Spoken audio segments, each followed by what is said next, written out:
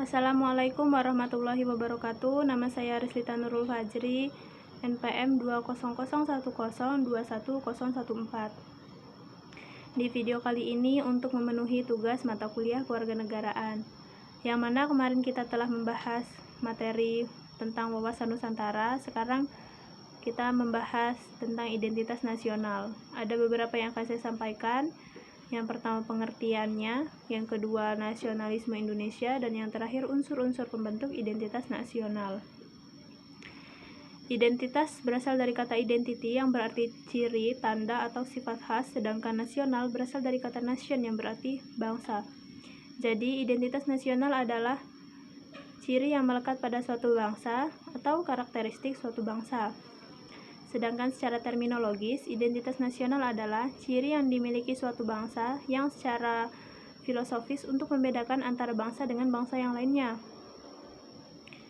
Dengan demikian, kita tahu bahwa di dunia ini banyak sekali bangsa yang memiliki keunikan, ciri, dan karakter yang berbeda-beda. Contohnya, bangsa Indonesia dengan bangsa Malaysia. Di Malaysia, mereka menggunakan bahasa Melayu dalam kesehariannya, sedangkan di Indonesia, kita sering menggunakan bahasa Indonesia.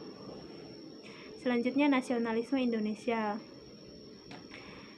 Nasionalisme Indonesia adalah gerakan kebangsaan yang timbul di Indonesia untuk menjadikan suatu bangsa yang merdeka dan berdaulat. Pada abad ke-19 dan abad ke-20 sudah timbul benih-benih nasionalisme di Asia Afrika, khususnya di Indonesia. Selanjutnya, unsur-unsur pembentuk identitas nasional. Ada 4 unsur. Yang pertama, suku bangsa. Kita tahu di Indonesia ini banyak sekali suku bangsa. Bahkan kita ini salah satu bangsa Indonesia tidak mengetahui semua suku bangsa yang ada di Indonesia ini apa saja. Yang selanjutnya, agama. Di Indonesia ini banyak sekali jenis agama. Dengan keberagaman agama ini, bangsa Indonesia dapat menerapkan penerapan Pancasila dan Bhinneka Tunggal Ika, walaupun di mana-mana, walaupun berbeda-beda, tetapi tetap satu. Dan peraturan pemerintahan juga tidak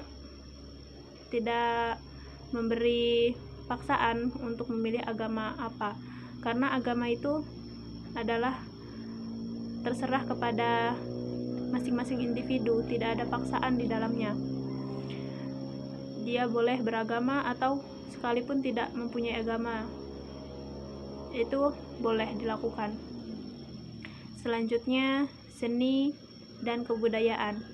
Seni dan kebudayaan ini adalah salah satu warisan yang perlu kita jaga, dan pemerintah juga harus menjaga dan melestarikannya. Dan dalam kehidupan sehari-hari ini, kita harus berusaha untuk melestarikan seni dan kebudayaan kita. Yang terakhir, bahasa. Bahasa adalah satuan-satuan bunyi untuk memunculkan ucapan atau percakapan, yang dimana dengan bahasa ini kita dapat berkomunikasi dengan yang lainnya.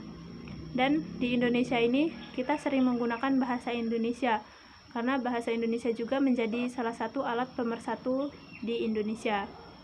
Mungkin itu saja yang dapat saya sampaikan. Saya akhiri. Wassalamualaikum warahmatullahi wabarakatuh.